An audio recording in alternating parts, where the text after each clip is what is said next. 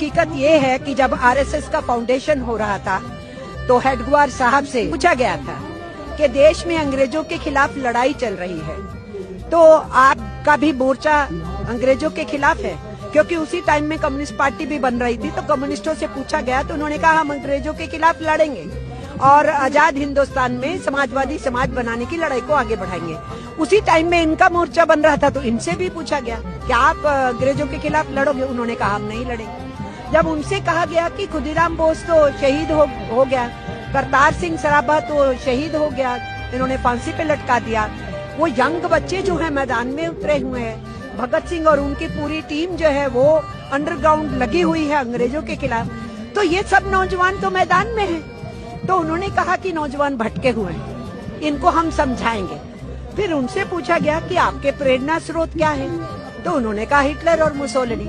फिर इनसे पूछा गया कि आपका फलसफा क्या है, आपकी आइडियोलॉजी क्या है, तो उन्होंने कहा नाजीवाद फासीवाद। कहा ही नहीं, इन्होंने मुंजे को भेजा था इटली, जो मुसोलिनी से मिल के आए थे, जो वहाँ से सीख के आए थे संगठन कैसे चलाना है, और जो उनकी ड्रेस थी ना वो यहाँ इंट्रोड्यूस की गई थी, काली टोपी, सफेद शर्ट, खाकी निकर, जिसको अब निकर को इन्होंने पैंट में बदला है। तो इनकी सोच नाजीवादी फासीवादी रही है, ये हमारा इल्जाम नहीं है, ये इनके गुरु का कमिटमेंट है।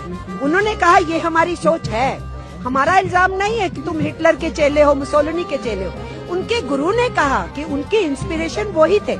इसलिए जिन लोगों की ये सोच थी और जो ब्रिटिश साम्राज्यवाद से लड़ना नहीं चाहते थे और ट्रेड यूनियंस मैदान में थी और लड़ रही थी, 1920 में AITUC बन चुका था पूरे देश के अंदर, सारे देश की जो यूनियनें थी वो एक राष्ट्रीय झंडे के नीचे आ गई थी AITUC में, तो वो तो लड़ रहे थे।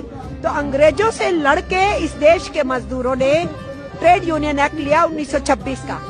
1922 में हमने हासिल किया अपने खदानों में काम करने वाले, खनिजों में काम करने वाले माइंड एक्ट उनके लिए हासिल किया।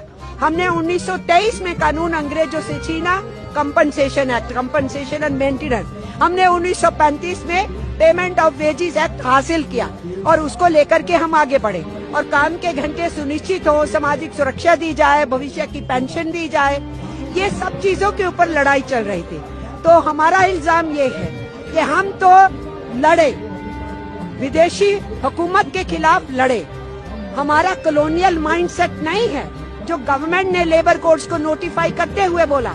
कॉलोनियल माइंडसेट इस गवर्नमेंट का है जो हमें ब्रिटिश राज के उस दौर में, भयानक दौर में फेंक रहे हैं जहां 16 घंटे मजदूर काम करता था।